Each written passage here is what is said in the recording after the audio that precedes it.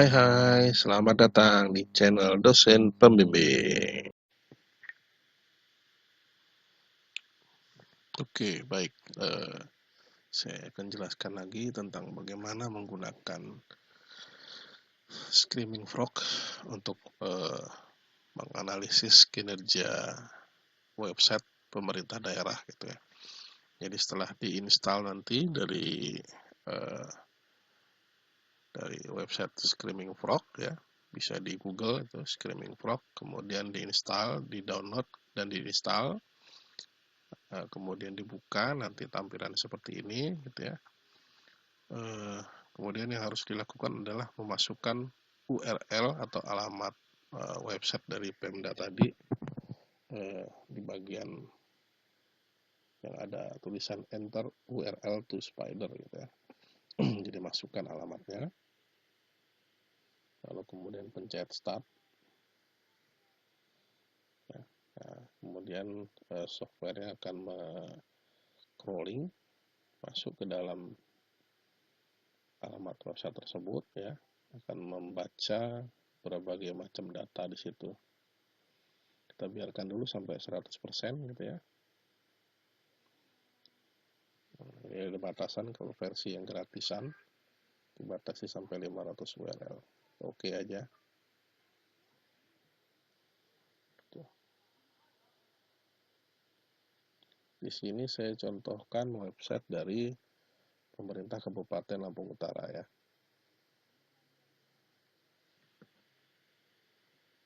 Nah, di sini ada banyak kolom-kolom, banyak menu-menu. Nanti kita akan coba lihat satu-satu dan apa yang bisa dianalisis dari data yang dikumpulkan oleh software ini. Biarkan saja sampai 100%.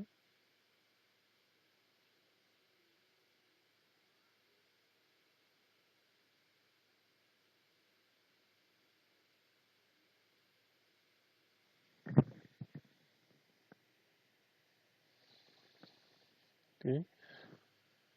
Sudah mulai 73% gitu ya.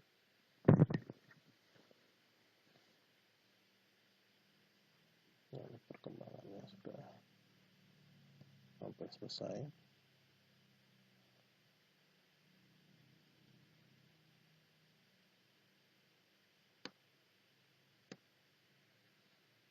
Oke, sudah selesai ya. Nah, di bagian menu sini terlihat banyak sekali, jadi ada beberapa menu nanti yang kita bisa gunakan. Nah, internal ini ya, jadi kalau yang di sini yang internal menandakan tentang konten website, kedalaman daripada konten website tersebut gitu ya. Jadi isinya cabang dan isinya gitu ya, banyak sekali dia. Bisa sampai berapa ini jumlahnya? Sampai 422 isinya. Oke. Nah, yang bisa kita gunakan dari data ini adalah pertama status kode ya, kemudian status yang oke ini, kemudian indexability gitu ya. Nah, ini isi apa, title-nya, meta title-nya gitu ya, dan seterusnya.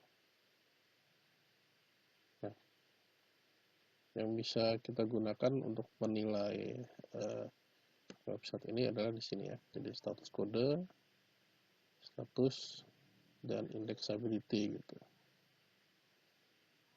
Nah, bisa diklik-klik.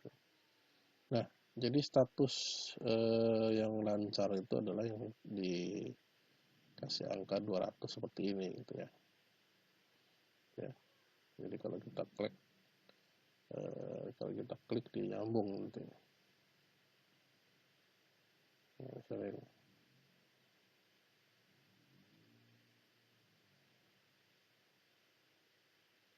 Oke kan. dengan kode. Oke, ada masalah berarti. Nah, status kodenya 200 dan kemudian statusnya oke gitu ya. Kemudian dia terindeksnya nanti terbaca gitu. Begitu kita search nanti bisa dicari gitu. Nah, tapi kalau ketemu yang seperti ini gitu ya, kode selain 200 seperti ini 301, nah tandanya dia sudah pindah gitu, alamatnya itu domainnya sudah pindah, sudah nggak ada lagi gitu ya, sudah otomatis tidak terindeks gitu. Nah, 301 301 301 ada yang kemudian kodenya 0 gini gitu ya, kode 0 ini nggak kebaca gitu DNS-nya itu ya, fail, gagal dibaca gitu, jelas tidak terindeks gitu ya, tidak ada respon, nggak kebaca ya. Nah, ada juga ya yang kodenya 200 tapi tidak dibuka, tidak diindeks gitu ya. Kenapa begitu? Nah, kita lihat ini. Oh, dia terkait dengan email gitu ya. Jadi ada proteksi ya, proteksi yang kemudian tidak di open gitu, sehingga kemudian tidak diindeks. Statusnya sih oke gitu ya, jadi artinya nggak ada masalah. Nah, jadi artinya link ini yang ada masalah adalah ada berapa tuh? Ada 8 link ya, 8 link yang mengalami masalah. Move permanen, oh masih ada di bawah. Ini juga 301, move permanen, pindah gitu, nggak ada lagi alamatnya.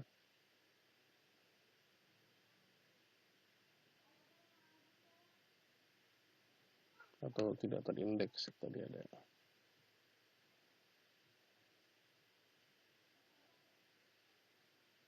Nah, move permanen, tidak terindeks, redirect di apa? Oh download, oke. Downloadnya di redirect di apa? Diarahkan ulang gitu ya. Ini ada halaman baru berarti. Nah, itu yang pertama. Kemudian kita buka eksternal ini, eksternal juga sama gitu ya. Nah, eksternal ini adalah link-link yang sumbernya dari luar website ini sendiri gitu. Makanya kemudian di sini banyak dari Google Maps gitu ya, peta gitu ya. Google Maps, Facebooknya gitu ya. Nah, kita bisa amati link eksternal ini kodenya sama seperti tadi. Kalau yang baik itu yang 200, statusnya oke gitu ya.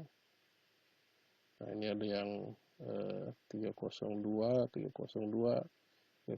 ini artinya ada gitu ya, bisa diketemukan gitu ya, Google Maps.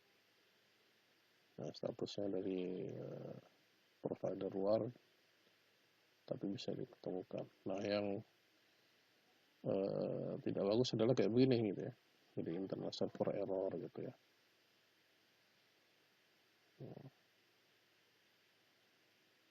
Atau di blok seperti ini gitu. Kenapa di blok ya? Oh, hit counter, oke.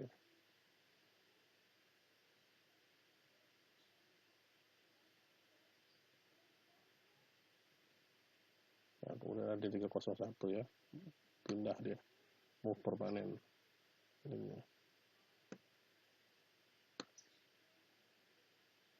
Selesai. Nah, urut ini gini aja, gampang tuh. Jadi ada beberapa yang block by robots ya. Dan beberapa juga yang move internet server error dan move permanen gitu. Oke, kita cek lagi aspek security, sama membaca seperti tadi.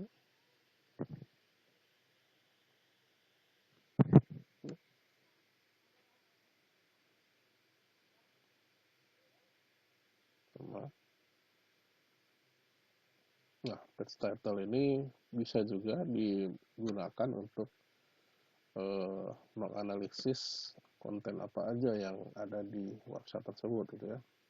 Jadi bisa kita cermati di sini kan. OPD, aplikasi, beranda, informasi pariwisata, nah, ini layanan publik ya. Layanan publik ada di sini.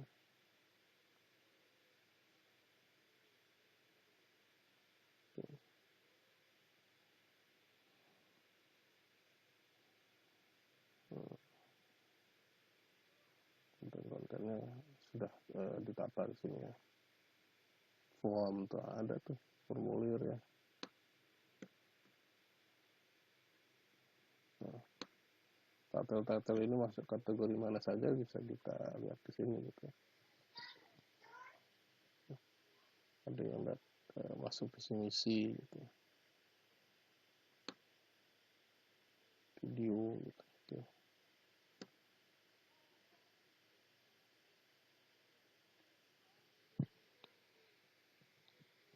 Kita keywords, oke.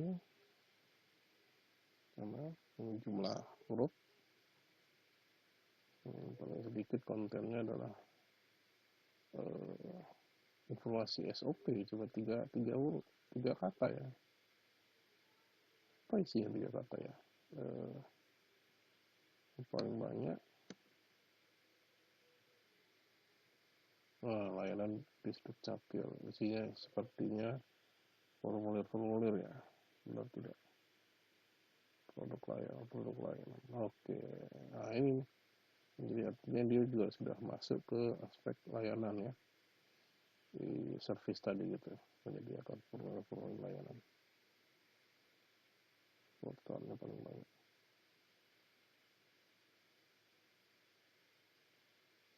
Kemudian image,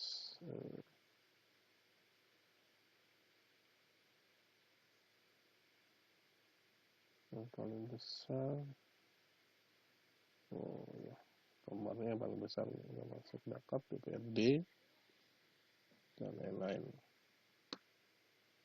Nah, jadi Screaming Frog ini biasanya digunakan untuk pengelola website guna menganalisis masalah yang ada di website tersebut dan sebagai bahan untuk optimalisasi ya, susah betul ya, dioptimalisasi dan kemudian diperbaiki apa yang misalnya tadi yang tidak bisa diakses ya, tidak tersedia gitu. Nah, sini banyak laporan-laporan yang bisa di-download satu-satu ya, redirect tadi canonical ya. Nah, kalau saya senang di sini fitur ini ya, fitur visualisasinya sudah lengkap banget ya. Jadi ada crawl tree graph, grafiknya ini udah gede banget gitu ya, gede banget ya.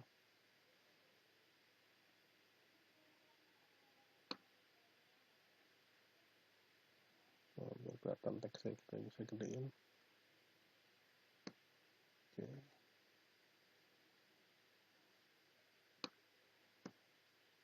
Ini spasi bisa kita gini, deketin ya. Oke.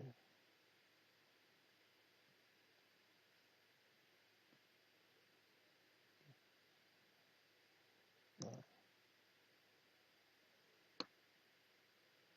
besar sekali ini.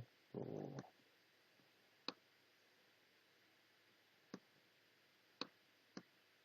Gede banget ya. Nah, cuma di sini jadi lebih gampang sebenarnya kita menganalisis ya. Jadi kita bisa analisis cakupannya sejauh mana gitu ya, dan kemudian jenis-jenis cakupannya apa aja gitu. Dia mencakup OPD di sini ada dishub, dishan ya, dan lain-lain. Cuma ada beberapa juga informasi-informasi yang putus nih, misalnya kawasan pariwisata, aplikasi gitu ya. Ini bisa kalian drag ke atas atau drag ke bawah. di source, sayang sekali dia tidak dikembangkan lebih lanjut. Oke. Ini yang menyenangkan, ini bisa di save kalau nanti mau dilihat ulang ya, di save SVG bentuknya, SVG atau HTML ini. Silahkan di save nanti.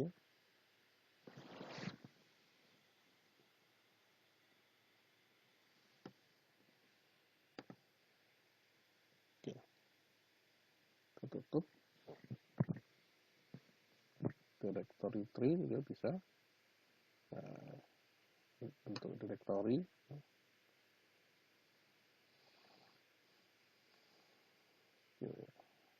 Pengelompokannya makin kelihatan ya. Jadi ini yang cukup bagus pengembangannya di sini, perikanan ya, perikanan. Kemudian mengembangkan konten banyak sekali yang dikembangkan, sampai ke berita di sini gitu ya, bisnis ikan dan seterusnya gitu. Dinkes juga mengembangkan ke berita, ke email, bahkan mereka gunakan untuk email. CDH bagian hukum ya, nah, kelihatan di sini. Jadi portal Lampung Utara, GoID itu dikembangkan juga oleh beberapa dinas, dioptimalisasi ya.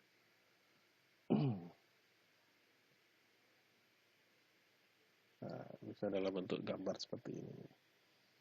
Jadi ya penggunaannya portal ini sebagai pintunya OPD gitu ya, juga sebagai beranda daripada informasi di Lampung Utara gitu.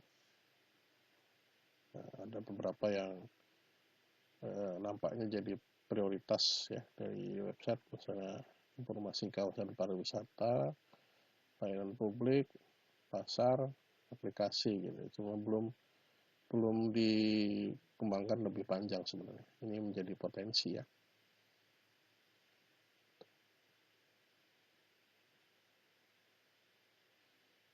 Nah, ini kalau lebih detail lagi seperti ini gambarnya. Nah, ini ada dinas-dinas yang jadi klaster daripada usernya portal lampungutara.go.id tadi itu.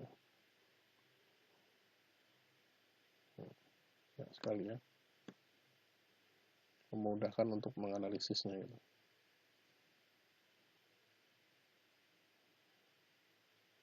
Nah, fungsinya dia fungsinya lebih dominan sebagai portal. Di Textbook Cloud juga yang paling banyak adalah portal.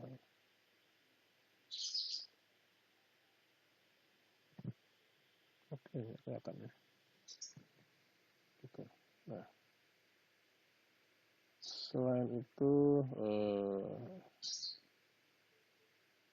oke, ini bisa kita cek. Nah, bisa di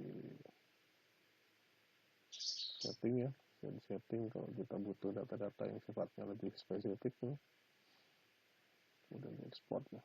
Nah, ini ada fitur Pro Analysis ya, jadi tidak hanya crawling saja.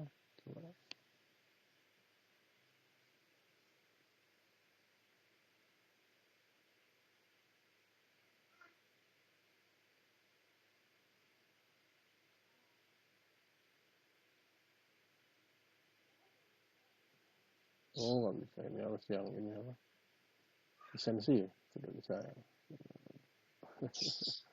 Harus pakai yang terdaftar dulu lisensi.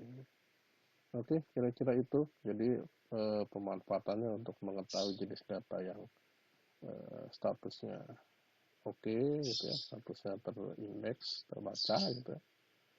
Dan kemudian juga mengidentifikasi bagian-bagian yang sudah tidak bisa diakses, yang error dan seterusnya gitu kan. dan kemudian memetakan website tersebut gitu, dengan visualisasi yang beragam di sini gitu. Oke, saya kira itu pemanfaatannya. Semoga nanti bermanfaat ya. Kalau ada pertanyaan silakan di kolom komentar. Terima kasih.